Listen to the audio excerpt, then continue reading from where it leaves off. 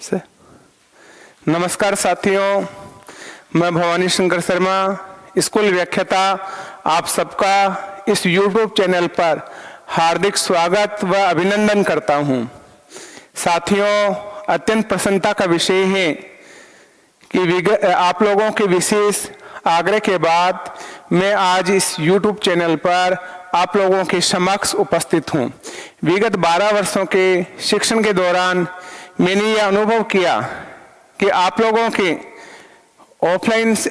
के लिए ऑफलाइन शिक्षण के साथ साथ ऑनलाइन शिक्षण भी जरूरी है, और जो साथी ऑफलाइन शिक्षण में उपस्थित नहीं हो पाते वो ऑनलाइन शिक्षण के माध्यम से क्या हो लाभान्वित हो सकते हैं, और जो ऑफलाइन शिक्षण के माध्यम से उपस्थित हो पा रहे हैं वो ऑनलाइन शिक्षण के माध्यम से अपने शिक्षण के अभ्यास को और ज्यादा सुदृढ़ कर सकते हैं और ज्यादा मजबूत कर सकते हैं। ये ऑफलाइन और ऑनलाइन दोनों के लिए ये ऑनलाइन शिक्षण बहुत ही नींव का पत्थर साबित होने वाला है। साथियों, इस YouTube चैनल के माध्यम से मैं आपको विश्वास दिलाना चाहता हूं कि हमारी जितनी भी प्रतियोगी परीक्षा हो, 3rd ग्रेड पात्रता परीक्षा, 2nd ग्रेड, 1st ग्रेड या संस्कृत से जुड़ी हुई जो भी प्रतियोगिता परीक्षा हो, उनकी विषय वस्तु आपको क्रमबद्ध और व्यवस्थित रूप से उपलब्ध करवाई जाएगी। और साथ साथ विषय वस्तु ही उपलब्ध नहीं करवाई जाएगी साथियों, साथ साथ आपको उनमें प्रश्न कैसे पूछे जाएंगे ये बात भी आपको बताई जाएगी। इस YouTube चैनल का मुख्य उद्देश्य आप लोगों का चयन करवाना है, आप लोगों को सिलेक्शन तक पहुंचाना है।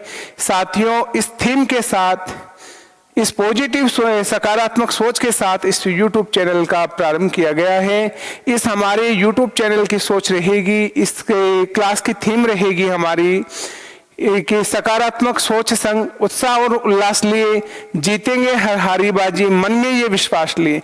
साथियों, मैं आप लोगों का अधिक समय नहीं लेता हुआ विषय वस्तु के ऊपर बात करता हूं। आज का जो हमारा शिक्षण बिंदु है वो शिक्षण बिंदु है माहेश्वरी सूत्राणी। माहेश्वरी सूत्राणी ये संस्कृत व्याकरण का प्रवेश द्वार कह दीजिए इसको, या संस्कृत रूपी भवन की आधारशिला कह दीजिए, या हम इसको नींव का पत्थर भी कह सकते हैं। साथियों, इसके बिना संस्कृत व्याकरण की कल्पना नहीं की जा सकती। माहेश्वरी सूत्रों को हम आत्मसात करेंगे और इनको आत्मसात करके हम संस्कृत व्याकरण में प्रवेश करेंगे या संस्कृत व्याकरण रूपी भवन में प्रवेश करेंगे। जिस भवन की नींव मजबूत होगी वो भवन उतना ही मजबूत होगा, उतना ही वैभवशाली होगा, उतना ही आनंददायक होगा।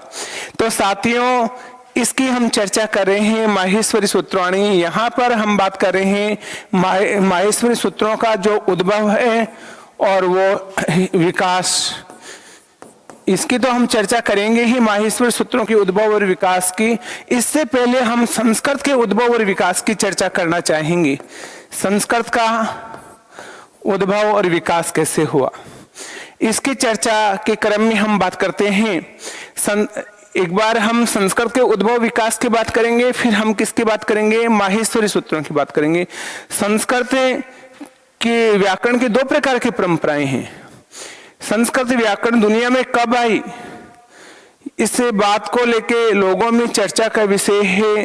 लोग सबसे प्राचीन भाषा जो है वो संस्कृत मानी जाती है। आप और हम नहीं कहते, ये संयुक्त राष्ट्र संघ ने सबसे प्राचीन भाषा संस्कृत को माना है, क्योंकि संयुक्त राष्ट्र संघ सबसे प्राचीन ग्रंथ किसको मानता है, ऋग्वेद को मानता है। और ऋग्वेद कौन सी भाषा में लिखा हुआ है, संस्कृत में लिखा हुआ है। साथियों, संस्कृत व्याकरण की 2 प्रकार की परंपराएं हैं। वो कौन सी परंपराएं हैं उसके ऊपर हम चर्चा कर रहे हैं। इस चर्चा के क्रम में हम संस्कृत व्याकरण शब्द की व्युत्पत्ति क्या है, व्याकरण शब्द से व्युत्पत्ति में दर्शयत, बहुधा प्रश्न पूछ लिया जाता है। व्युत्पत्ति किसकी व्युत्पत्ति, व्याकरण शब्द की। व्याकरण शब्द से व्युत्पत्ति में दर्शयत, व्याकरण शब्द से व्युत्पत्ति का, तो हम कह देंगे वी उपसर्ग, आ उपसर्ग, क्रिय धातु और लिट प्रत्यय, एतेषां संयोजनेन व्याकरण शब्द है, व्याकरण इति शब्द है निष्पन्न हैं। इनके संयोजन से कौन सा शब्द निष्पन्न होता है? व्याकरण शब्द निष्पन्न होता है। व्याकरण का अर्थ क्या है? परिष्कृत और प्रमार्जित जो शास्त्र है वो कौन सा शास्त्र कहलाता है? व्याकरण शास्त्र। इस व्याकरण शास्त्र की कितनी प्रकार की परंपराएं रही है? 2 प्रकार की परंपरा रही है। परंपरा नंबर प्रथम बृहस्पति, परंपरा नंबर द्वितीय माहेश्वरी। साथियों, पहली जो परंपरा है इस व्याकरण शास्त्र की वो कौन सी परंपरा है? बृहस्पति। बृहस्पति परंपरा के संदर्भ में ये माना जाता है जब जगत पिता ब्रह्मा ने संसार की क्या की? सृष्टि की, दुनिया को बनाया, आप और हमको इन्होंने बनाया। उस वक्त उन्होंने आप और हम लोगों के बातचीत का जो माध्यम बनाया वो कौन सी भाषा को बनाया? वो संस्कृत भाषा को बनाया उस वक्त। इसीलिए संस्कृत को हम देववाणी कहते हैं, अमृतवाणी कहते हैं, देवताओं की भाषा कहते हैं, सुरवाणी कहते हैं संस्कृत को। तो जब दुनिया की सृष्टि की जगत पिता ब्रह्मा ने, उसी समय उन्होंने इतनी सुंदर, इतनी प्यारी संस्कृत व्याकरण को बनाया, संस्कृत भाषा को बनाया उन्होंने। तो इस परंपरा को, पहली परंपरा प्रारंभ कौन सी हुई? संस्कृत अनादिकाल से चली आ रही है। पहली परंपरा प्रारंभ कौन सी हुई? बृहस्पति परंपरा। अब आपको इसमें से प्रश्न कैसे पूछा जा सकता है? व्याकरण से व्युत्पत्तिम दर्शयत, व्याकरण की व्युत्पत्ति बताइए। तो हम क्या कहेंगे? वि, आ, क्रि और ल्युट् इत्यनेन व्याकरण शब्द है निष्पद्यते। और व्याकरण शास्त्र से कति परंपरा? परंपरा एकम, परंपरा द्वयम, परंपरा त्रियम, परंपरा चतुष्टयम। हमारा जवाब क्या आएगा? परंपरा द्वयम। परंपरा द्वयम कस्य शास्त्र से? व्याकरण शास्त्र से। प्रथमा परंपरा का, तो हमारा जवाब क्या आएगा? बृहस्पति। बृहस्पति परंपरा का प्रारंभ किससे हुआ? इस बृहस्पति परंपरा का जो प्रारंभ है वो, इस बृहस्पति परंपरा का जो जनक है वो कौन है? ब्रह्मा। ब्रह्मा ने जब संसार की सृष्टि की, प्रजापति ब्रह्मा ने आप और हमको बनाया, उस वक्त उन्होंने संस्कृत भाषा को बनाया। तो बृहस्पति परंपरा जनकः का है ब्रह्मा। ब्रह्मा कस्याः परंपरायाः जनकः है बृहस्पति। इस बृहस्पति परंपरा की ज्ञान श्रृंखला आगे इस क्रम में चलती है कि इस ब्रह्मा ने ये ज्ञान किसको दिया? बृहस्पति को। बृहस्पति ने ये ज्ञान किसको दिया? बृहस्पति ने ये ज्ञान किसको दिया? इंद्र को। इंद्र ने यह ज्ञान किसको दिया? अग्नि को। अग्नि ने यह ज्ञान किसको दिया? यम को। यम ने रुद्र को। रुद्र ने वायु को। वायु ने इस ज्ञान को किसको हस्तांतरित किया? वरुण को। बृहस्पति परंपरायाः ज्ञान परंपरा केन प्रकारेण अप्रचलत, तो किस प्रकार से चली? सबसे पहले ब्रह्मा ने किसको? ब्रह्मा सर्वप्रथमम कस्मै ज्ञानम अयच्छत। सबसे पहले ब्रह्मा ने किसको ज्ञान दिया? बृहस्पति को। बृहस्पति ने किसको दिया? इंद्र को। इंद्र ने किसको दिया? अग्नि को। अग्नि ने किसको दिया? यम को। यम ने किसको? रुद्र को। रुद्र ने वायु को। वायु ने वरुण को दिया। इस परंपरा का प्रथम वैयाकरण कौन माना जाता है? बृहस्पति परंपरा का जो पहला वैयाकरण है साथियों वो कौन है? इंद्र। इंद्र पहला वैयाकरण था। वैयाकरण किसे कहते हैं? व्याकरणम अधीते वेति वा, जो व्याकरण को या तो अध्ययन करता है व्याकरण का, या व्याकरण को क्या करता है? पढ़ता है। या तो व्याकरण को जानता है या व्याकरण का अधीते अध्ययन करता है, वो वैयाकरण। इस परंपरा का जो प्रथम प्रवक्ता है, कौन सी परंपरा का? बृहस्पति परंपरा का प्रथम प्रवक्ता का है। बृहस्पति परंपरा का पहला प्रवक्ता कौन माना जाता है? बृहस्पति परंपरा का प्रथम प्रवक्ता बृहस्पति को माना जाता है। इस परंपरा में इस परंपरा को क्या कातंत्र परंपरा भी कहते हैं। किस कारण से कहते हैं इसको कातंत्र? कठिनता के कारण। साथियों, बृहस्पति परंपरा अपरम नाम किम? बृहस्पति परंपरा अपरम नाम किम? तो इस अपरम नाम किम यस्य परंपराया? कातंत्र परंपरा। कातंत्र परंपरा इति नाम केन कारणेन? ये नाम किस कारण से? तो हमारा जवाब क्या आएगा? कठिनता के कारण। कठिनतायाः कारणेन, कठिनता के कारण। कठिनता के कारण बृहस्पति परंपरा का दूसरा नाम क्या है? कातंत्र। या कातंत्र कस्य परंपरा अपरम नाम? बृहस्पति परंपरा। संस्कृत व्याकरण से परंपरा कति संति, परंपरा द्वयम। प्रथमा परंपरा बृहस्पति, जो दुनिया के प्रारंभ से ये परंपरा शुरुआत हुई है, इसीलिए दुनिया की सबसे प्राचीन भाषा संस्कृत मानी जाती है। जगत पिता ब्रह्मा ने इसका प्रारंभ किया, इसलिए वह जगत पिता ब्रह्मा कातंत्र परंपरा का या बृहस्पति परंपरा का क्या है, जनक है। और इसका जो ज्ञान है बृहस्पति से इंद्र को, इंद्र से अग्नि, अग्नि से यम, यम से रुद्र, रुद्र से वायु, वायु से वरुण को प्राप्त हुआ है। इस परंपरा का प्रथम वैयाकरण कौन है, इंद्र, और प्रथम प्रवक्ता कौन है, बृहस्पति। और कठिनता होने के कारण इसको क्या कहते हैं, कातंत्र परंपरा। अब ये परंपरा वर्तमान में प्रचलित नहीं है। वर्तमान में कौन सी परंपरा प्रचलित है, माहेश्वरी। ये परंपरा वर्तमान में प्रचलित नहीं है, इसलिए हम इसकी ज्यादा चर्चा नहीं करेंगे। अब हम कौन सी परंपरा की चर्चा करने वाले हैं साथियों, माहेश्वरी परंपरा की चर्चा करने वाले हैं। माहेश्वरी परंपरा जो किससे प्रारंभ होती है, शिव के डमरू वादन से। ननाद नृतावसाने नटराज राजो ननाद ढक्कम नव पंचवारम। नृतावसाने, नृत्य करते समय, नटराज राजो भगवान शिव।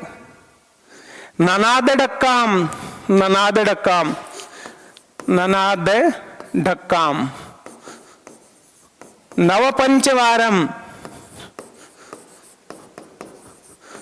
ननाद ढक्काम नव पंचवारम। नृतावसाने, नृत्य करते समय, नटराज राजो भगवान शिव। ननाद बजाया, डक्काम डमरों को बजाया। कितनी बार, नव पंचवारम, 9 और 5।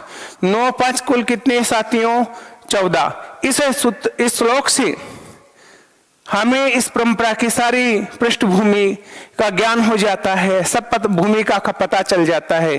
क्या पता चला, नृतावसाने, नृत्य करते समय। कौन से नृत्य करते समय, तांडव नृत्य करते समय।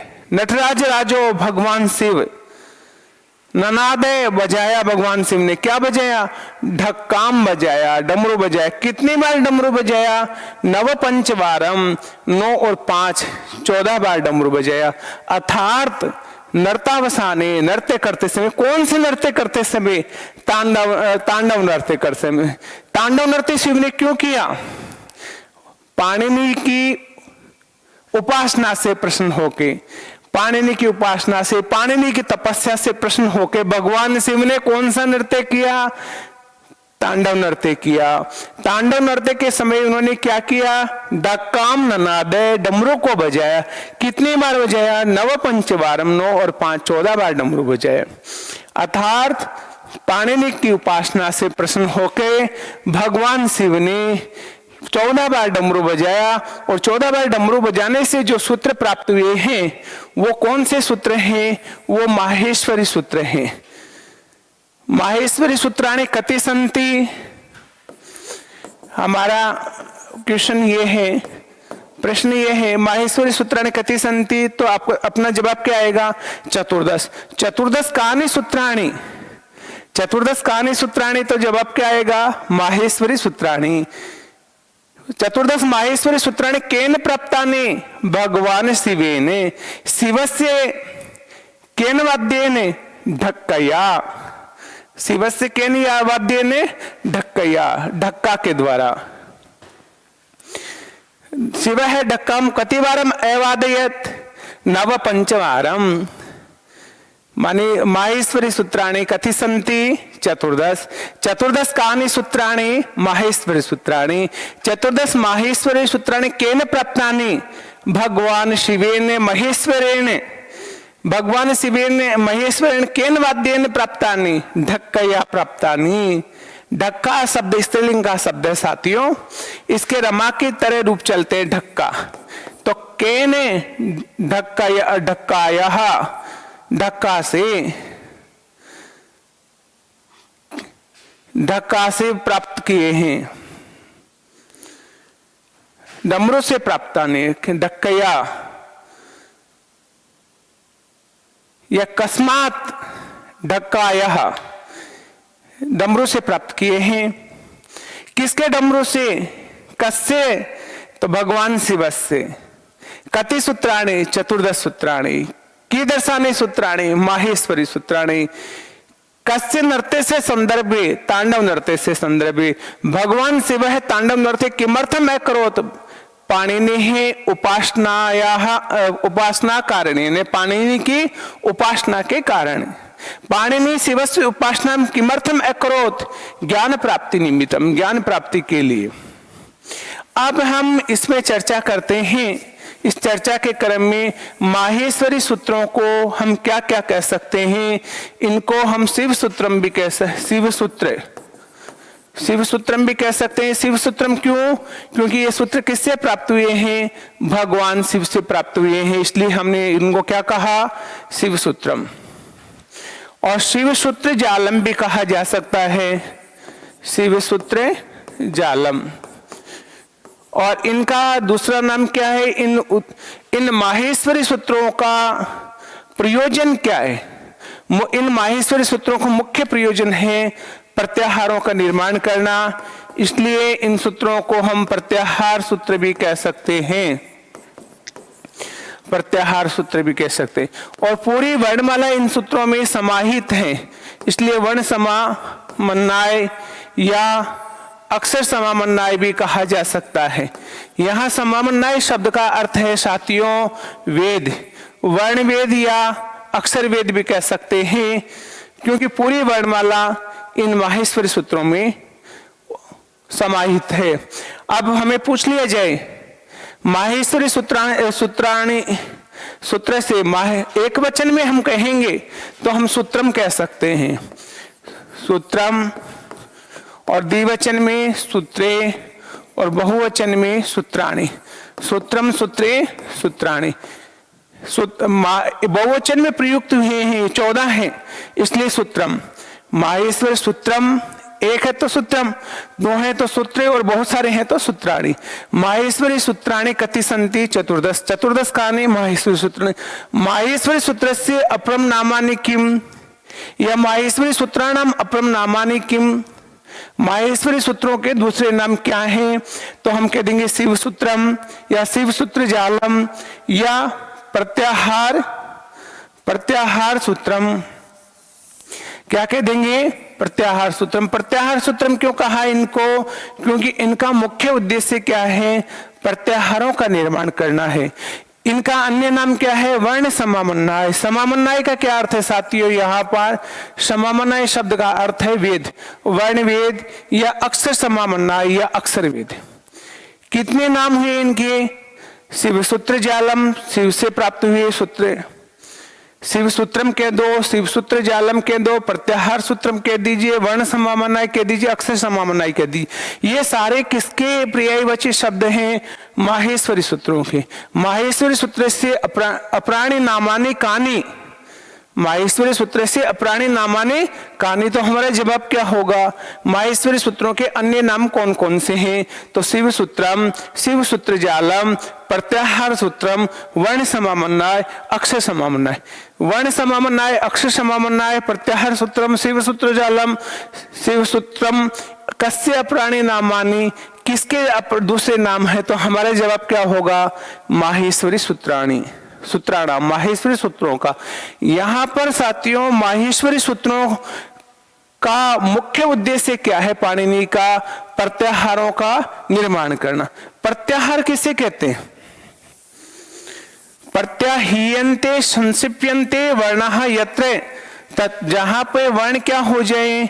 संक्षिप्त हो जाए, उनको हम क्या कह सकते हैं? प्रत्याहार कहते हैं। प्रत्याहारः, प्रत्याहार किसे कहा? वर्णानाम संक्षिप्तीकरणम, सूत्राणाम संक्षिप्तीकरणम। सूत्रों का जो संक्षिप्तीकरण है, सूत्रों का जो संक्षिप्तीकरण है वो क्या कहलाता है? प्रत्याहार। और इन सूत्रों का मुख्य उद्देश्य क्या है? इन सूत्रों का मुख्य उद्देश्य प्रत्याहारों का निर्माण करना है। कि हमने परंपरा प्रथम में पढ़ा कि प्रथम परंपरा का जो व्याकरण है इंद्र की जो रचना है इंद्र व्याकरण में 1,00,000 सूत्र हैं। अब इन 1,00,000 सूत्रों को पाणिनि ने 3,000-4,000 सूत्रों में ही अष्टाध्यायी को कंप्लीट कर दिया। तो पाणिनि ने जो तरीका जो अपनाया, सूत्रों के संक्षिप्तीकरण का जो तरीका अपनाया, वो कौन सा तरीका था? प्रत्याहार। ये प्रत्याहारों के माध्यम से सूत्रों का क्या किया? संक्षिप्तीकरण। और वैयाकरणकार क्या होते हैं? कम से कम शब्दों में अपनी बात कहना चाहते हैं। मात्रा लाघवेन वैयाकरण पुत्रोत्सवम मन्यन्ते। मात्राओं की कमी के कारण, मात्राओं की लघुता के कारण, कम शब्दों में अपनी बात कहने के कारण, कम से कम वर्णों में अपनी विषय वस्तु उपस्थित करने के कारण वैयाकरण के जो लोग हैं, व्याकरण को जानने वाले जो लोग हैं, पुत्र के समान उत्सव मनाते हैं, पुत्र के जन्मोत्सव के समान उत्सव मनाते हैं। ये अधे रहा है। इसलिए उन्होंने कौन सा तरीका अपनाया सूत्रों के संक्षिप्तीकरण के लिए? प्रत्याहार। प्रत्याहारों का निर्माण करना ही मुख्य उद्देश्य है किसका? माहेश्वरी सूत्रों का। प्रत्याहार किसे कहते हैं? सूत्राणां संक्षिप्तीकरणम। सूत्रों का संक्षिप्त करने को क्या कहा है? प्रत्याहार कहा है। यहां पर हम चर्चा करना चाहेंगे कि प्रत्याहारों का निर्माण कैसे किया जाता है। इससे पहले हम 14 माहेश्वरी सूत्रों की चर्चा कर लेते हैं। 14 माहेश्वरी सूत्र कौन से हैं जिनकी हम चर्चा करते हैं इस चर्चा के क्रम में? 14 माहेश्वरी सूत्राणी। इन सूत्रों को साथियों याद करते रहिएगा, आप लोग भी आत्मसात करिएगा, इनको बोल बोल के याद करिएगा। आई ओणे रीलृक ए ओंग आई औचे हयवरटे लण यमगणनम झबे गर्दस जब गर्दश कप छटते चटताओ कपय ससर हल। कितने सूत्र हैं? माहेश्वरी सूत्र। तो आपको इनको याद कर लेना है। यहाँ पे प्रश्न पूछा जा सकता है, माहेश्वरी सूत्राणि कति सन्ति? 14। 14 कीदृशानि सूत्राणि? माहेश्वरी सूत्राणि। निम्नलिखितेषु माहेश्वरी सूत्रम अस्ति या नास्ति? इनको याद कर लेंगे। इनमें जो नहीं होगा तो हमारा जवाब क्या होगा? नास्ति। कौन कौन से सूत्र हैं एक बार पुनः बोलिए। इनको बार बार बोलेंगे, बार बार लिखेंगे, बार बार लिख लिख के बोल बोल के इनको आत्मसात करेंगे। इनको आत्मसात करना आवश्यक है। जब माहेश्वरी सूत्र हमें याद नहीं होंगे तो हमारा संस्कृत व्याकरण में प्रवेश नहीं हो पाएगा। ये प्रथम सोपान है। कैसे याद करेंगे? आई उणे रीलृके ए ओंग आई औचे हयवरट लण यमगणनम झबे गर्दश जब गर्दश कप छटता चटताओ कपय ससर हल। अब आपने देखा प्रत्येक सूत्र का जो अंतिम वर्ण है वो क्या है? प्रत्येक सूत्र का अंतिम वर्ण हलंत है। प्रत्येक सूत्र का जो अंतिम वर्ण है वो क्या है? हलंत है।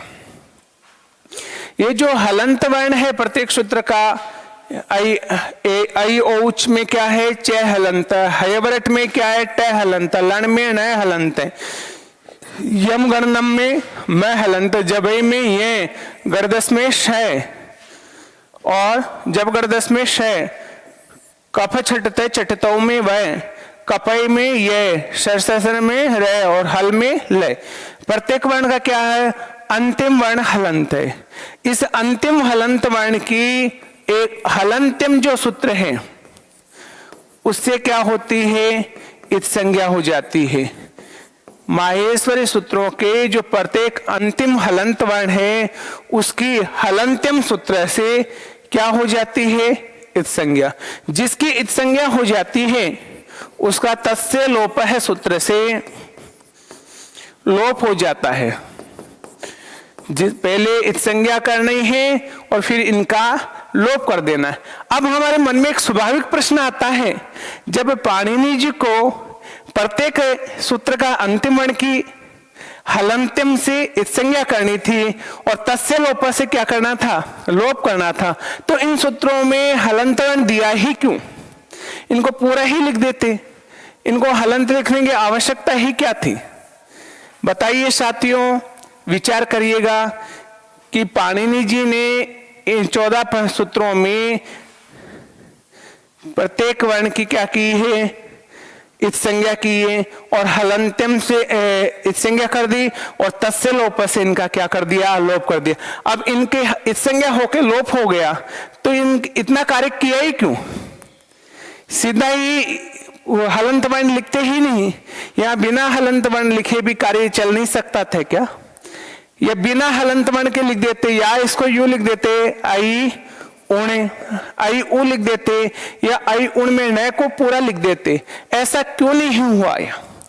यहां ऐसा इसलिए नहीं हुआ कि मुख्य उद्देश्य इन सूत्रों का क्या था, प्रत्याहारों का निर्माण, और प्रत्याहारों का निर्माण करना था।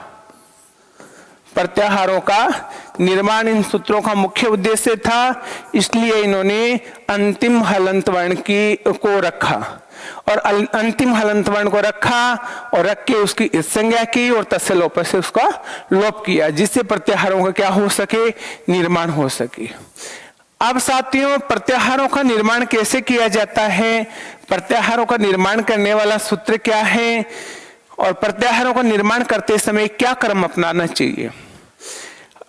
एक प्रत्याहारों का निर्माण करने वाला सूत्र है आदिरंतेन संहिता। आदिरंतेन संहिता, ये सूत्र किसका निर्माण करने वाला सूत्र है?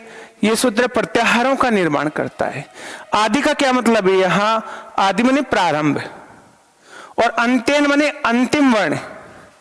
आदि का क्या मतलब है? प्रारंभ, और अंतेन अंतिम वर्ण। अंतिम वर्ण क्या हो? सह इता, सह इता। अंतिम वर्ण किसके साथ हो? प्रारंभिक वर्ण से लेकर अंतिम इत संज्ञक वर्ण से पहले वाले वर्णों की, प्रारंभिक वर्ण से लेकर अंतिम जो इत संज्ञक वर्ण है उससे पहले वाले वर्णों की हम प्रत्याहार बनाते समय गिनती करेंगे। अंतिम वर्ण किसके साथ होना चाहिए? इत के साथ होना चाहिए, इत संज्ञक होना चाहिए, अंतिम वर्ण आधा होना चाहिए। उसके बाद में तस्य लोप से क्या होना चाहिए? लोप होना चाहिए।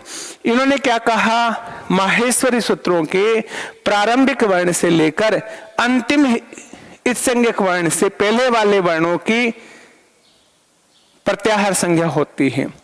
माने प्रत्याहारों का निर्माण करते समय माहेश्वरी सूत्रों के जो प्रत्याहार में जो सूत्र वर्ण है उससे गिनती शुरू करते हैं। अंतिम हलंत वर्ण से पहले तक के वर्णों की क्या की जाती है?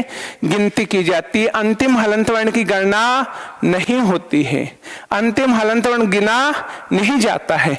तो आदि प्रारंभिक, अंतेन अंतिम वर्ण, प्रारंभिक वर्ण से लेकर अंतिम वर्ण, अंतेन सह इत। अंतिम वर्ण किसके साथ हो? सह माने साथ हो। किसके साथ होना चाहिए? इत के साथ होना चाहिए, इत संज्ञक होना चाहिए। अंतिम वर्ण के फिर क्या हो जानी चाहिए?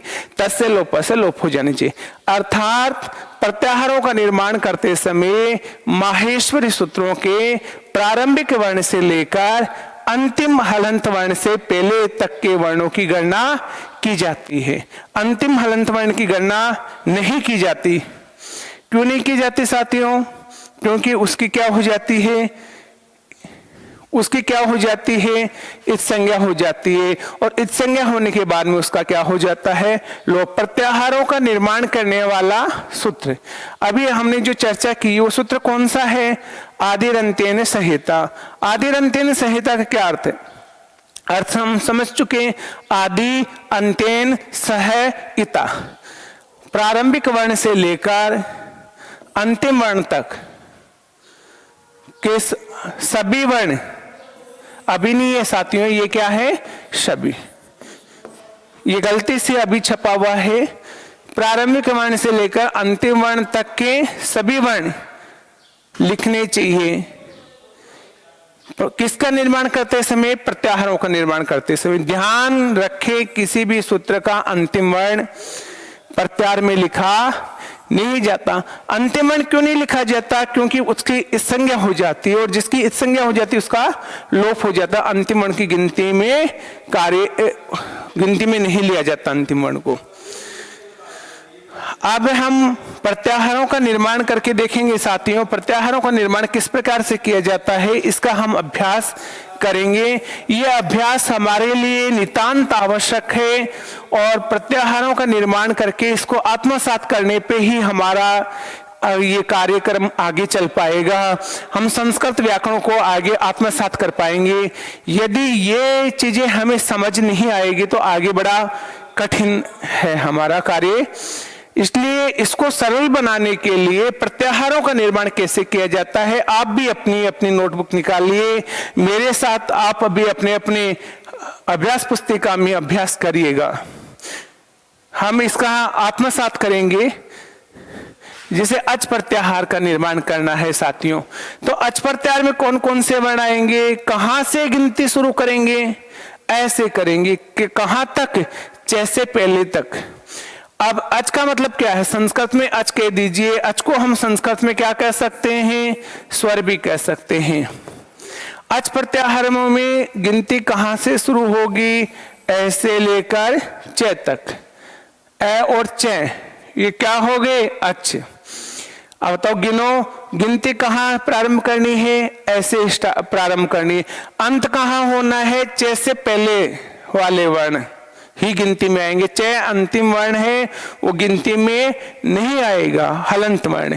तो कहां कौन कौन से वर्ण गिने जाएंगे, ए ई उ री ली ए ओ आई औ। ऐसे लेकर च तक के, ऐसे लेकर च से पहले तक के वर्ण गिनती में आएंगे और इसके मध्य में जितने भी हलंत वर्ण है वो गिनती में नहीं आएंगे, वो गिने नहीं जाएंगे। तो कितने वर्ण कौन कौन से, ए ई उ, ए ई उ। न नहीं गिना जाएगा, क्यों नहीं गिना गया, क्योंकि न क्या है, हलंत है। फिर रील री, रील री कै नहीं गिना जाएगा, क्यों, री री कै हलंत है। फिर ए ओ, फिर अंग नहीं गिना जाएगा, ये हलंत है। फिर आई, फिर औ। कितने वर्ण हैं, कितने वर्ण हैं, 1 2 3 4 5 6 7 8 9। कितने वर्ण हैं, 9। अच प्रत्याहारे कति वर्णाः भवन्ति, 9। 9 वर्णा कस्मिन् प्रत्याहारे, अच प्रत्याहारे। एकम द्वे त्रीणि चत्वारि पंच षट् सप्त अष्ट नव। 9 वर्णाः कस्मिन् प्रत्याहारे, अच प्रत्याहारे। अच प्रत्याहारे कति वर्णाः, 9 वर्णाः। निम्नलिखितेषु अच प्रत्याहारे से वर्णः अस्ति या नास्ति, तो हम इनको आत्मसात कर लेंगे, वर्णों को निकालना समझ लेंगे तो हम अस्ति और नास्ति का आसानी से क्या दे देंगे जवाब।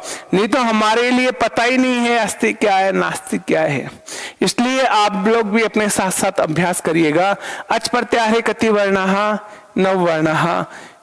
के 9 वर्णाः, ए ई उ री ली ए ओ आई औ, ये 9 वर्ण। अच का क्या अर्थ है, यहां स्वर है। अब साथियों हम इस क्रम में आगे और अभ्यास करते हैं। अच को स्वर भी कहते हैं। हम इक प्रत्याहार की बात कर लेते हैं। इक प्रत्याहार का वर्ण कैसे निकालेंगे हम साथियों, यहाँ पर हमें सबसे पहले आवश्यकता किसकी है, ई की। हम गिनती किससे प्रारंभ करेंगे, ई से गिनती प्रारंभ करेंगे। कहां तक की गिनती हमारी चलेगी, कैसे पहले वाले वर्णों को गिनेंगे। इसके मध्य में जितने भी हलंत वर्ण आएंगे वो गिने नहीं जाएंगे। तो कहां से कहां तक, ई से ई गिना जाएगा साथियों। जो प्रारंभ हो रहा है वो वर्ण गिना जाएगा, जो अंत में है हलंत है वो गिना नहीं जाएगा, और इसके मध्य जितने भी हलंत है वो नहीं गिने जाएंगे। तो ई ओ री और ली। इक प्रत्याहारे कति वर्णाः सन्ति, चत्वारे पंच षट् सप्त। तो जवाब क्या आएगा साथियों, चत्वारे। चत्वारे है वर्णा कस्मिन् प्रत्याहारे, इक प्रत्याहारे। निम्नलिखितेषु इक प्रत्याहारे से वर्णः अस्ति या नास्ति, तो हम बता देंगे। इनमें आएगा ई उ री ली में, तो हमारा जवाब क्या होगा, अस्ति। इनके अलावा आएगा तो नास्ति। अब इस प्रकार से हम चर्चा करते हैं एच प्रत्याहार में। एच प्रत्याहार में कौन कौन से वर्ण हैं। अब सबसे पहले हम गणना कहां से शुरू करेंगे? ए से। कहां तक की? च तक की। ए और च एच। ए ओ अंग गिना नहीं जाएगा क्योंकि हलंत वर्ण है, और च भी नहीं गिना जाएगा। कितने वर्ण आएंगे एच प्रत्याहार में? 2। ए 4 वर्ण आएंगे ना, ए ओ और आई औ। एच प्रत्याहारे कति वर्णा सन्ति? चत्वारे। चत्वारे वर्णा कस्मिन् प्रत्याहारे? एच प्रत्याहारे। ए ओ ऐ औ एते वर्णा कस्मिन् प्रत्याहारे सन्ति? ये सब वर्ण कौन से प्रत्याहार में? तो हमारा जवाब क्या आएगा? एच प्रत्याहारे। इस प्रकार से साथियों हम बात कर सकते हैं हस प्रत्याहार। हस प्रत्याहार में कौन कौन से वर्ण है? यहां गिनती किससे प्रारंभ होगी? है से। कहां तक चलेगी? तालव्य से पहले, आधे तालव्य से पहले तक। तो हमने सबसे पहले सूत्र नंबर 1 में किसको गिनना शुरू किया? है को गिनना शुरू किया। तो यहां 5वें सूत्र में हमें क्या मिला? है मिला। और 10वें सूत्र में हमें क्या मिला? से मिला। तो है से लेकर से तक के वर्ण कौन से प्रत्याहार में? हस प्रत्याहार में। है, ये, वह, रे, ले, ये, मैं, ग, ने, झे, बै, ग, डे, धे और जय, बै, ग, डे, दे। ये कितने वर्ण हैं? 20 वर्ण। कौन से प्रत्याहार में आएंगे? हस प्रत्याहार में आएंगे। कौन कौन से वर्ण? कहां से कहां तक के वर्ण? है से लेकर से तक के। है हस प्रत्याहार में के वर्ण? तो है, ये, वह, रे, ले, ये, मैं, ग, ने, मैं, झे, भय, ये, ग, डे, धे, से, जय, बै, ग, ड़े, दे, से। कितने वर्ण है साथियों? एकम, द्वे, त्रि, चत्वारि, पंच, षट, सप्त, अष्ट, नव, 10, एकादश, द्वादश, त्रयोदश, चतुर्दश, पंचदश, षोडश, सप्तदश, अष्टादश, नवदश, विंशति। कति वर्णाः सन्ति एच प्रत्याहारे? विंशति। विंशति वर्णाः कस्मिन् प्रत्याहारे सन्ति? हस प्रत्याहारे। हस प्रत्याहारे कति वर्णाः? विंशति। विंशति वर्णा कस्मिन् प्रत्याहारे? हस प्रत्याहारे। इस प्रकार से हम बार बार इनका अभ्यास करके इन सूत्रों से हम प्रत्याहारों का क्या कर सकते हैं? निर्माण कर सकते हैं। इस प्रकार से आप देख सकते हैं खर प्रत्याहार में कितने वर्ण हैं? खर प्रत्याहार में वर्णों का क्रम कहां से कहां तक? ख से लेकर र तक का। कौन कौन से वर्ण आएंगे? ख, फ, छ, ठ, थ, च, ट, त, क, प, श, श। कुल कितने वर्ण आएंगे? 1, 2, 3, 4, 5, 6, 7, 8, 9, 10, 11, 12, 13। 13 वर्ण कौन से प्रत्याहार में? खर प्रत्याहार में। सर प्रत्याहार में कितने वर्ण हैं? सर प्रत्याहार में श और रे के बीच में कुल कितने वर्ण हैं? श, श, स। कुल कितने वर्ण हैं सर प्रत्याहार में? 3 वर्ण हैं। इसी प्रकार से साथियों हम इस चर्चा के क्रम में बात कर सकते हैं हल प्रत्याहार की। हल प्रत्याहार में हल को हम क्या कह सकते हैं? हल कह दीजिए या हम इसको व्यंजन कह दीजिए। हल और व्यंजन वर्ण। हल प्रत्याहार में कौन कौन से वर्ण आएंगे? है से लेकर ल तक। अब सबसे पहले हमें किसकी तलाश? सबसे पहले हम किसको खोज रहे हैं? सबसे पहले आवश्यकता किसकी है? हमें है की आवश्यकता है। तो हमें है कहां पे मिला? 5वां सूत्र में पहला वर्ण है। और यहां पे नहीं रुकेंगे छठे सूत्र के लेके, क्योंकि ल कैसा होना चाहिए? आधा होना चाहिए। ये ल कैसा है? पूरा है। तो हम कहां पे रुकेंगे? है से लेकर ल तक। ये 14वां सूत्र का अंतिम वर्ण। ये सारे जो वर्ण हैं वो कौन से प्रत्याहार के वर्ण हैं? हल प्रत्याहार के। कौन कौन से? है के बाद में ये, वह, रे, ले, ये मैं गए ने झे बे गए डे ध जय बे गड़ दे खप छट थे चट ते कप श और है। ये कुल कितने वर्ण? ये कुल 34 वर्ण हैं। ये 34 वर्ण कौन से? है से लेकर 5वें सूत्र के प्रारंभिक वर्ण से लेकर 14वें सूत्र के अंतिम वर्ण तक के कुल 24 वर्ण सन्ति कस्मिन् प्रत्याहारे हल प्रत्याहारे एतेषु वर्णेषु कः वर्ण द्विवारम् आगच्छति। इन 34 वर्णों में से कौन सा वर्ण 2 बार आता है? इन 34 वर्णों में से है वर्ण कितनी बार आता है? है वर्ण की पुनरावृत्ति कितनी बार होती है वर्ण कितनी बार रिपीट होता है? इन सूत्रों में है वर्ण 2 बार आता है। इन माहेश्वरी सूत्रों में कौन सा वर्ण 2 बार आता है? है वर्ण। एक तो हयवृत में आ रहे हैं और एक कहां पे आ रहा है? हल में आ रहा है। कह वर्ण द्विवारम् आगच्छति है इति वर्ण द्विवारम् आगच्छति है इति वर्ण कतिवारम् आगच्छति द्विवारम्। साथियों यहाँ कहने में कुछ लोग यूं भी कह सकते हैं अयुण का नय और लन का नय ये भी 2 बार आ रहा है। ये कैसा वर्ण 2 बार आ रहा है? ये हलंत वर्ण। माहेश्वरी सूत्र सुख कहे हलंत वर्ण द्विवारम् आगच्छति तो हमारा जवाब क्या होगा? नय। माहेश्वरी सूत्र सुख कहे हलंत वर्ण द्विवारम् आगच्छति और माहेश्वरी वर्ण सूत्रेषु कहे वर्ण द्विवारम् आगच्छति। हलंत वर्ण को नहीं पूछा, वर्ण है द्विवारम् आगच्छति तो है। वैसे सारे सूत्रों में जितने भी हलंत ये व्यंजन वर्ण है उनमें सब में क्या है? है हयवरट लण यमगणनम। इनमें हकार आदिषु अकार है उच्चारणार्थम। इनमें हकार आदि में अकार किस लिए है? उच्चारण के लिए। स्वर किसके लिए है? उच्चारण। बिना स्वर के इनका उच्चारण नहीं हो सकता। तो माहेश्वरी सूत्र में कौन सा सूत्र 2 बार आता है? माहेश्वरी सूत्रों में कौन सा वर्ण 2 बार आता है साथियों? है वर्ण 2 बार आता है। माहेश्वरी सूत्रों में कौन सा हलंत वर्ण 2 बार आता है? न 2 बार आता है। ये स्पष्ट हो गया। अब इन माहेश्वरी सूत्रों को वर्णमाला या अक्षरमाला भी क्यों कहते हैं? क्योंकि इसमें सारे स्वर व्यंजन आ जाते हैं। देखिए इसकी विशेषता क्या है? इन माहेश्वरी सूत्रों के प्रारंभिक 4 सूत्रों में सारे स्वर आ जाते हैं। प्रारंभ के 4 सूत्र कौन से? ऐ उण रील ऋख ए ओंग ऐ ए और च।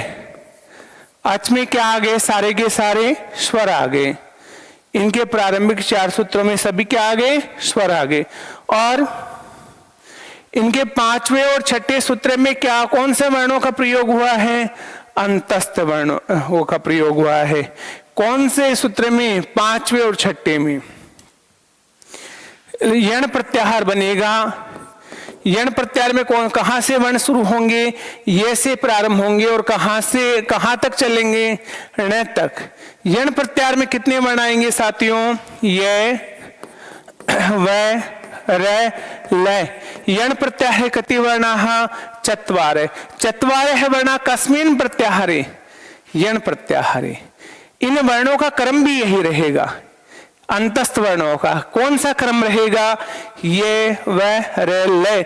ये वर्ण से संबंधित इसके क्रम यण प्रत्याहार के वर्णों के संबंधित या अंतस्थ वर्णों के संबंधित क्रम हमें परीक्षा में पूछा गया है। संस्कृत में अंतस्थ वर्णों का क्रम बताइए। यहाँ पर यह क्रम हिंदी से भिन्न है। ये क्यों है?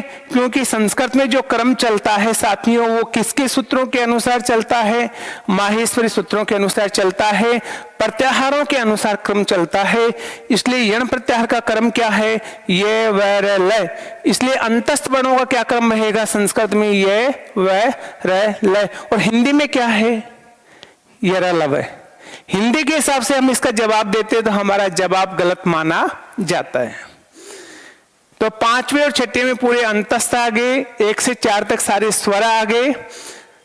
आगे 7वें सूत्र में प्रत्येक वर्ग का 5वां वर्ण। इन माहेश्वरी सूत्रों का जो 7वां सूत्र है, 7वां सूत्र में सारे क्या आ जाएंगे? प्रत्येक वर्ग का 5वां वर्ण आ जाएगा। कौन सा प्रत्याहार? यम प्रत्याहार। ये मैं गए न और न। प्रत्येक वर्ग का कौन सा वर्ण आ गया? पांचवा वर्ण आ गया। माने स्वर आ गए सारे, पांचवें छठे में सारे अंतस्थ आ गए, सातवें में प्रत्येक वर्ग का पांचवा वर्ण आ गया। आगे साथियों, आठवें और नौवें सूत्र में प्रत्येक वर्ग का कौन सा वर्ण आता है? चौथा वर्ण। आठवां और नौवां सूत्र, प्रत्याहार कौन सा? झस प्रत्याहार। झस प्रत्याहार में क्या आएगा? झ, भय, घ, ड और ध। प्रत्येक वर्ग का कौन सा वर्ण आ गया? चौथा वर्ण। प्रत्येक का चौथा आ गया, प्रत्येक का पांचवा आ गया जस प्रत्याहार में। आगे 10वें सूत्र में प्रत्येक वर्ग का कौन सा वर्ण आएगा? तीसरा। 10वें सूत्र में प्रत्येक वर्ग का तीसरा। 10वां सूत्र कौन सा है? जब गढ़ 10। प्रत्याहार कौन सा हुआ? जस प्रत्याहार हुआ। जस प्रत्याहार में कौन कौन से वर्ण आ गए? जय, बै, ग, ड़, द। कितने वर्ण आए? 5 वर्ण आए। ये कौन से 5 वर्ण आए? प्रत्येक वर्ग का तीसरा वर्ण। जस प्रत्याहारे कति वर्णाः? पंचवर्णाः। जस प्रत्याहारे वर्णाः वर्गानां कतमः वर्ण है? तृतीय है वर्ण है। अब 11वां और 12वां सूत्र में प्रत्येक वर्ग का 11वां और 12वां सूत्र में प्रत्येक वर्ग का पहला दूसरा वर्ण आ जाएगा। प्रत्येक वर्ग का कौन सा वर्ण आ जाएगा? पहला दूसरा वर्ण। कौन सा प्रत्याहार? खई प्रत्याहार। ख से लेकर य तक के कौन कौन से वर्ण आएंगे? ख, फ, छ, ठ, थ, च, ट, त, क, प। ये प्रत्येक वर्ग का कितने कितने वर्ण? पहला दूसरा वर्ण। 1 2 3 4 5 6 7 8 9 10 10 वर्ण आ गए ना साथियों। अब 13वां और 14वें सूत्र में प्रत्येक वर्ग के सारे कौन से वर्ण आ जाएंगे? ऊष्म वर्ण आ जाएंगे। प्रत्याहार कौन सा? सल प्रत्याहार। सल प्रत्याहार में कितने वर्ण आएंगे? श, श, श और है। मन कौन से वर्ण आ गए? ऊष्म वर्ण आ गए। इस माहेश्वरी सूत्र में पूरे स्वर और पूरे व्यंजन आ गए साथियों। एक बार पुनः आप इनको समझ लीजिए। 1 से लेकर 4 तक प्रत्येक कौन से आ गए? सारे स्वर आ गए। और 5वें और 6ठे में कौन सा प्रत्याहार आया? यण। सारे कौन से वर्ण आ गए? अंतस्थ आ गए। 5वां सूत्र में 7वां सूत्र में सारे क्या आ गए? प्रत्येक वर्ग का 5वां वर्ण आ गया। और 8वां और 9वें में प्रत्येक वर्ग का चौथा वर्ण आ गया। 10वें में प्रत्येक वर्ग का तीसरा वर्ण आ गया। 11वां और 12वां में प्रत्येक वर्ग का पहला दूसरा आ गया। और 13वां और 14वें में प्रत्येक वर्ग का ऊष्म वर्ण आ गया। तो माहेश्वरी सूत्रों के प्रारंभिक 4 सूत्रों में सारे क्या आ जाते हैं? स्वर आ जाते हैं। और 5वें छठे में सारे अंतस्थ आते हैं। और 7वें और में प्रत्येक वर्ग का कौन सा वर्ण आता है? 5वां वर्ण आ जाता है साथियों। 8वें और 9वें में प्रत्येक वर्ग का चौथा। और 10वें में प्रत्येक वर्ग का तीसरा। और 11वें और 12वें में प्रत्येक वर्ग का दूसरा और पहला वर्ण। और 13वें 14वें में प्रत्येक वर्ग का ऊष्म वर्ण का प्रयोग हुआ है। इस प्रकार से इन माहेश्वरी सूत्रों में पूरी वर्णमाला समाहित है। इसीलिए हमने इनको वर्ण समामन्याय और अक्षर समामन्याय कहा है साथियों। पूरी वर्णमाला आ जाती है इन प्रत्याहार सूत्रों में। या प्रत्याहार सूत्र कह दीजिए, या माहेश्वरी सूत्र कह दीजिए, चाहे शिव सूत्र कह दीजिए, शिव सूत्र ज्वालम कह दीजिए, या वर्ण समामन्याय कह दीजिए, चाहे अक्षर समामन्याय कह दीजिए। इन्हें प्रत्याहार सूत्र क्यों कहा माहेश्वरी सूत्रों को? क्योंकि इनका मुख्य उद्देश्य प्रत्याहारों का निर्माण करना है। इन प्रत्याहार सूत्रों में या माहेश्वरी सूत्र में अंतिम वर्ण की इत संज्ञा होती। साथियों यहाँ गलत लिखा हुआ है, ये इट लिखा हुआ है, इट नहीं होगा। यहाँ क्या होगा? इत संज्ञा। इत संज्ञा होती है और तस्य लोप से इसका क्या हो जाता है? लोप हो जाता है। यहां ध्यान देने योग्य बात है साथियों, बहुधा एग्जाम में प्रश्न पूछ लिया जाता है संस्कृत में इत्संज्ञक वर्ण, माहेश्वरी सूत्र में इत्संज्ञक वर्ण कितने हैं? माहेश्वरी सूत्रेषु कति इत्संज्ञक वर्णाः सन्ति। तो हमारा प्राय जवाब क्या होता है 14, क्योंकि हमने अभी समझा क्या है, प्रत्येक सूत्र की अंतिम वर्ण की इत्संज्ञा होती है। सूत्र कितने 14, प्रत्येक सूत्र के अंत में हलंत वर्ण कितने 14, तो इत्संज्ञक वर्ण भी कितने होंगे 14। इस प्रकार से हम जवाब दे देते हैं। वो जवाब सरासर हमारा गलत माना जाएगा। क्यों? क्योंकि यहाँ पे सूत्र नंबर 6 क्या, कौन सा सूत्र है 6? लण। लण के अंदर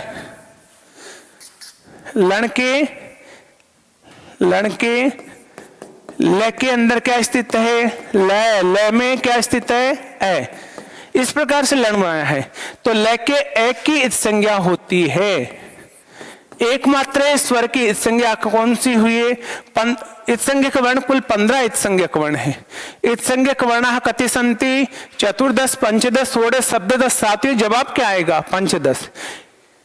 15 इत्संज्ञक वर्णेषु स्वर इत्संज्ञक वर्ण है कह है। 15 इत्संज्ञक वर्णों में से पहला स्वर इत्संज्ञक वर्ण कौन सा है? तो पहला स्वर इत्संज्ञक वर्ण कौन सा है? ए। बाकी सारे इत्संज्ञक वर्ण वो सारे व्यंजन है। जिसे न देख लीजिए, क देख लीजिए, अंग देख लीजिए, च देख लीजिए, ट, लण, ये सारे जो हैं वो सारे बाकी अन्य इत्संज्ञक वर्ण क्या है? सारे के सारे हलंत हैं, व्यंजन इत्संज्ञक वर्ण है। एकमात्र स्वर इत्संज्ञक कौन सा है? लण के ले में स्थित है। इस ले की नहीं होगी इत्संज्ञा, ले में स्थित ए की इत्संज्ञा होगी। किसकी इत्संज्ञा की जाएगी? लण के ले में स्थित ए की इत्संज्ञा की जाएगी। इसलिए इत्संज्ञक वर्ण कितने हैं? तो हमारा जवाब क्या आएगा? इत्संज्ञक वर्ण 15 है। 15वां इत्संज्ञक वर्ण कौन सा? ल में स्थित ए। इसका मुख्य प्रयोजन कौन सा है? ले के ए की इत्संज्ञा क्यों की गई? र प्रत्याहार का निर्माण करना। कौन सा प्रत्याहार का निर्माण करना? र प्रत्याहार का निर्माण करना। किसका मुख्य प्रयोजन है? लण के ल में स्थित ए की इत्संज्ञा करने का मुख्य प्रयोजन। ए की इत्संज्ञा का मुख्य प्रयोजन, ए की इत्संज्ञा का प्रयोजन। बिना प्रयोजन तो हम कोई कार्य करते ही नहीं हैं। ए की इत्संज्ञा करने का प्रयोजन क्या है? र प्रत्याहार का निर्माण करना। तो हमें पूछ लिए जाए, क्या पूछ लिए जाए साथियों कि इत्संज्ञक वर्ण कितने हैं? तो हमारे जवाब क्या आएगा? इन सूत्रों में 15 इत्संज्ञक वर्ण है। कति इत्संज्ञक वर्ण? 15। लण में ल में स्थित ए की क्या होती है? इत्संज्ञा। इन सूत्रों में है वर्ण का कितनी बार प्रयोग हुआ है? 2 बार। ऐसे तो न का भी प्रयोग हुआ है। हलंत वर्ण कितनी बार प्रयुक्त हुआ है? 2 बार। वो कौन सा? न। और जो वर्ण कितनी बार प्रयुक्त हुआ है? हलंत शब्द को हटा देंगे तो पूछेंगे तो है वर्ण। साथियों इसकी हमने चर्चा करी ली। प्रत्याहार किसे कहते हैं? तो सूत्रों के संक्षिप्तीकरण को प्रत्याहार कहते हैं। ये बातें हमने स्पष्टतया बार बार पुनरावृत्ति करके समझ ली। क्यों पुनरावृत्ति बार बार क्यों की गई साथियों? जिससे विषय वस्तु आपको अच्छे से आत्मसात हो जाए। किसी चीज को हम बार बार दोहराएंगे तो वो चीज हमें बहुत अच्छे से समझ में आ जाती है। यहां तक हमने लिख लिया। और यहां प्रत्याहारों की संख्या के संदर्भ में आपको प्रश्न पूछा जाए कुल प्रत्याहार कितने होते हैं, हमें इसकी विस्तृत चर्चा अब हम इस क्लास में नहीं कर रहे हैं। कभी भी अपन आगामी क्लास में इसके ऊपर विस्तृत चर्चा करेंगे, क्योंकि प्रत्याहारों को लेके कई मत हैं। कुछ लोग 41 मानते हैं, कुछ लोग 42 मानते हैं, कुछ लोग 43 मानते हैं, कुछ लोग 44 मानते हैं। किंतु आपको यदि प्रत्याहारों को लेके सिंपल सा साधारण सा प्रश्न पूछ लिया जाए, प्रत्याहार कति सन्ति, तो आप लोगों का जो जवाब होगा साथियों वो होना चाहिए द्वाचत्वारिंशत्। प्रत्याहार कति सन्ति? द्वाचत्वारिंशत्। द्वाचत्वारिंशत् के सन्ति? प्रत्याहार। आपको कितने बताने हैं प्रत्याहार? 42 बताने हैं। तो प्रत्याहार कति सन्ति? द्वाचत्वारिंशत्। द्वाचत्वारिंशत् के सन्ति? प्रत्याहार। ये तो हमने परंपरा प्रथम की बात की थी, व्याकरण शास्त्र के माहेश्वरी। परंपरा द्वितीय की हमने बात की। परंपरा प्रथम की हमने बात की बृहस्पति, परंपरा द्वितीय की हमने बात की माहेश्वरी।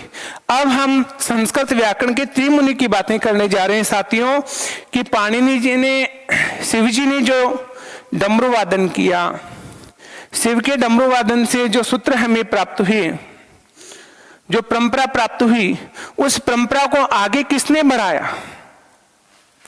संस्कृत व्याकरण के कितने मुनि? त्रिमुनि। संस्कृत व्याकरण से कति मुनय है? त्रिय मुनिय है। संस्कृत व्याकरण से कति मुनिय है? त्रिय मुनिय। मुनि ही मुनय है। संस्कृत व्याकरण से कति मुनिय है? त्रिय मुनि है। या संस्कृत व्याकरण से मुनि, तीन मुनि कौन कौन से हैं? प्रथम है मुनि का है पाणिनि, द्वितीय मुनि का है कात्यायन, कात्यायन से अपरम नाम किम? वरुचि। तृतीय मुनि का है पतंजलि। शिव ने क्या किया साथियों? शिव ने डमरू का वादन किया। शिव ने क्या बजाया? डमरू। शिव के डमरू वादन से क्या प्राप्त हुए हमें? कौन से सूत्र हमें प्राप्त हुए? माहेश्वर सूत्राणी। ये माहेश्वरी सूत्राणी किससे प्राप्त हुए? शिव के डमरू वादन से। शिव के डमरू वादन से के बाद में शिव इस माहेश्वरी परंपरा का जनक है। फिर इसका प्रवर्तक कौन है? इस प्रवर्तक कौन है इसका? पाणिनि। पाणिनि ने इस परंपरा को आगे बढ़ाया। तो पाणिनि ने माहेश्वरी सूत्रों के आधार पर किसकी रचना की? सूत्रों की। और फिर कात्यायन ने किसकी रचना की? वार्तिकों की। फिर कात्यायन के बाद में पतंजलि ने किसकी रचना की? महाभाष्य या भाष्य की। महाभाष्य या भाष्य की रचना की। अब हमें पूछ लिया जाए सूत्रकार कहाँ है? सूत्रकार कौन है? पाणिनि। पाणिनि ने किसकी रचना की? सूत्रों की। वार्तिककार का है कात्यायन, कात्यायन से अपरम नाम किम? वरुचि। महाभाष्यकार का है पतंजलि, पतंजलि ने क्या लिखा? महाभाष्य लिखा। शिव ने क्या किया? डमरू बजाया। डमरू बजाने से किसकी प्राप्ति हुई? शिव से किसकी प्राप्ति हुई? माहेश्वरी सूत्रों की। तो शिव क्या है? यह शिव क्या हो गया? माहेश्वरी परंपरा का जनक। माहेश्वरी परंपरा जनक है शिव। इस माहेश्वरी परंपरा का प्रवर्तक कौन हुआ? माहेश्वरी परंपरा का प्रवर्तक कौन है? पाणिनि। क्यों? पाणिनि ने इस परंपरा को आगे बढ़ाया। पाणिनि के बाद में किसने बढ़ाया आगे? कात्यायन। कात्यायन के बाद में आगे किसने बढ़ाया? पतंजलि ने। तो शिव से क्या प्राप्त हुई? शिवात कानि प्राप्तानि? माहेश्वरी सूत्राणी। और पाणिनि है कानि प्राप्तानि? सूत्राणी। और कात्यायन से क्या प्राप्त हुए? वार्तिक। और पतंजलि से क्या प्राप्त हुए? भाष्य। तो सूत्रकार कौन? पाणिनि। वार्तिककार का है, सूत्रकार का है पाणिनि, वार्तिककार का है कात्यायन और भाष्यकार का है पतंजलि। यहां से एक प्रश्न हमें अमूमन प्राय हमें पूछ लिया जाता है, ये क्लियर हो जाना चाहिए साथियों। सूत्रकार का है पाणिनि, पाणिनि का है सूत्रकार है, कात्यायन है का है वार्तिककार है, कात्यायन से अपरम नाम किम? वरुचि। महाभाष्यकार का है पतंजलि। अब इनका हम संक्षिप्त परिचय प्राप्त कर लेते हैं साथियों। वैसे इनके विस्तृत परिचय की हम चर्चा करें तो हमारे लिए चर्चा करने के लिए बहुत कुछ है, किंतु हम संक्षिप्त चर्चा करना चाहेंगे।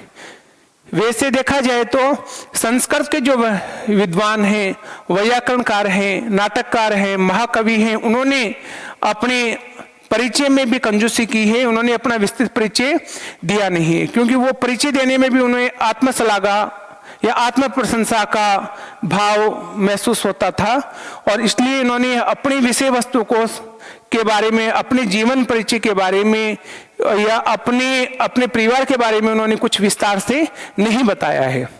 और आजकल के लेखक, आजकल के शिक्षक वो क्या होते हैं, विषय वस्तु के बारे में कम बताते हैं और अपने बारे में ज्यादा बताते हैं। इतनी महानता हमारे ऋषि मुनियों की, इतनी उन लोगों की सरलता है। तो पाणिनि ने के बारे में हम मोटा मोटा क्या जानते हैं? पाणिनि ने किसकी रचना की? सूत्रों की। पाणिनि का जो ग्रंथ है वो कौन सा है? अष्टाध्यायी। पाणिनि का जो ग्रंथ है अष्टाध्यायी, इसमें किसकी रचना की इन्होंने? सूत्रों की। कात्यायन का दूसरा नाम क्या है? वार्तिक। कात्यायन ने किसकी रचना की? वार्तिकों की। पतंजलि ने किसकी रचना की? महाभाष्य की। इन तीनों मुनियों की जो रचनाएं हैं वो किसके नाम से कहलाती है? तदुक्ति। इन त्रयाणाम मुनीनाम रचनायास एतेषाम त्रयाणाम मुनीनाम रचना, ये इन तीनों मुनियों की जो रचना है वो किस नाम से पुकारी जाती है? तदुक्ति के नाम से। मुनि नाम यथोत्तम प्रमाण्यम। इन तीनों मुनियों में आपस में विवाद हो, पाणिनि एक ही विषय वस्तु को अलग तरीके से कह रहे हो, कात्यायन अलग तरीके से कह रहे हो, पतंजलि अलग तरीके से कह रहे हो, एक विषय वस्तु पे तीनों में मतभेद हो, तीनों का मत अलग अलग हो, तो सबसे प्रमाणिक जो मत है वो किसका माना जाएगा? पतंजलि का। क्यों? कात्यायन ने किसकी समीक्षा की? पाणिनि की, पाणिनि के सूत्रों की। और पतंजलि ने सूत्र और वार्तिक दोनों की समीक्षा की, इसलिए पतंजलि का मत सबसे प्रमाणिक माना जाएगा। किसी भी विषय पे विवाद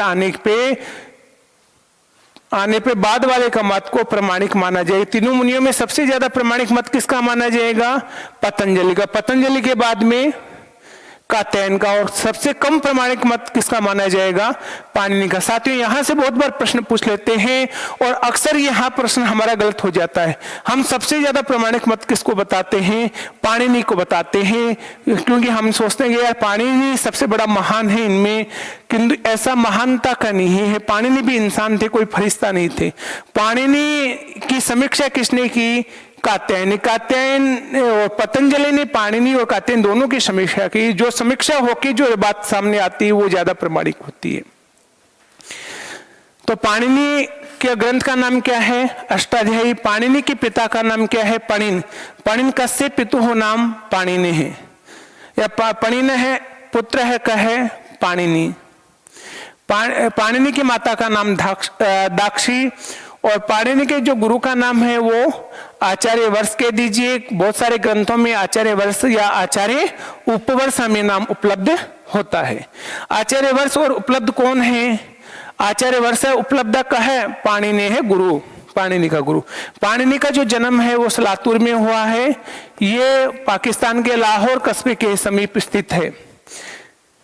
और पाणिनि की जो शिक्षा दीक्षा है वो तक्षशिला विश्वविद्यालय है, जो दुनिया का पहला ज्ञान का केंद्र था। जो भारत विश्व गुरु किसके बल पे था? दुनिया में ज्ञान के बल पे था। एतद् देश प्रसूत से सकाशाद अग्र जन्मने स्वम स्वम चरित्रम शिक्षरे ने पृथव्या सर्वमानव। ये देश दुनिया में पहला ज्ञान की ज्योति, ज्ञान का पुंज जगाने वाला देश है। इससे ज्ञान का प्रकाश हुआ है। तक्षशिला विश्वविद्यालय दुनिया का पहला ज्ञान का केंद्र था। वहां पे आने वाले विद्यार्थियों की परीक्षा ली जाती थी। वहां के शिक्षक कितने ज्ञान संपन्न थे।